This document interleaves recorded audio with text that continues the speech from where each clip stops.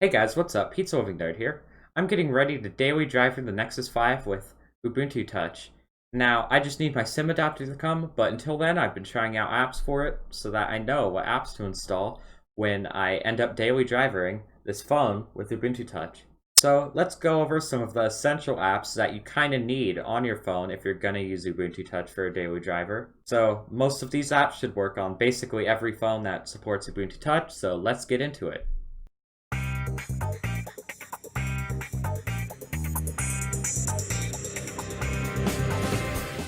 Let's start with a mapping application. There's two good apps on the Open Store for mapping. There's UNav and Peer Maps, although Peer Maps is the one I recommend because UNav is kind of laggy on my tests, and Peer Maps has a UI that makes a little bit more sense to me. Peer Maps allows you to view the world and streets using Mapbox, although if you don't like Mapbox, it has other maps you can use, such as here, Open Topo Map, and my personal favorite, Open Cycle Map. It also has support for navigation, and you could search for nearby venues from your current location using reviews from either Foursquare or MapQuest. Keep in mind there's two versions of Peer Maps on the Open Store.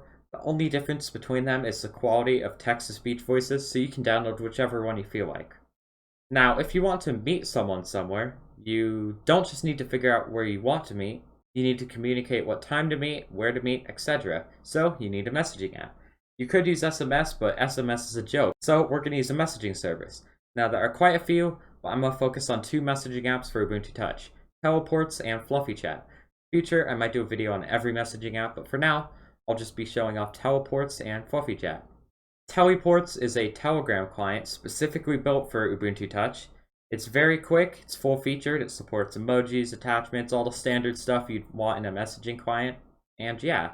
It's not as full-featured as the Android Telegram app or even the Telegram web app, but it's still a very good option if you use Ubuntu Touch.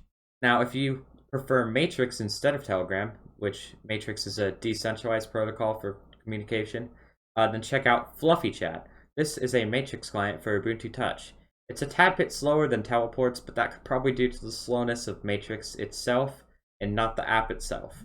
Fluffy Chat is a very solid Matrix client, and it also has a bunch of customization options in the settings menu for those who like customization. Speaking of customization, UT Tweak Tool is a tool for customizing Ubuntu Touch. You can change things such as the scaling, customize the launcher size, change your system theme to a dark theme, manage your apps, and even make your file system image writable, among tons of other useful features. So if you need to tweak anything in Ubuntu Touch, check out UT Tweak Tool. Speaking of tweaks, I'm out of segues. Our next app is LBRY. Since Ubuntu Touch doesn't have very many apps, you are dependent on web apps if you want to use Ubuntu Touch for daily use. So, LBRY allows you to turn websites into apps to integrate them with your system better. LBRY is very simple to use. All you have to do is enter the URL and it will automatically add the name and the icon for whatever URL you choose. And if you want to customize the web apps, such as changing the splash screen color or editing the controls or URL patterns, it's very easy to do that. Note, although at the time of making this video, this app does not work on the Pine phone. However, hopefully it will work in the future because web app is basically one of the bare essential apps for Ubuntu Touch. I guess the LBRY developers should put fixing the Pine phone on their to-do list. Speaking of to-do lists, another really bad segue, our next app is UToDo 2. Ubuntu Touch does have a standard note-taking app, and it's okay, and it does notes decently, and you can sync it with Evernote. However, for to-do lists, UToDo is a much better app for to-do lists.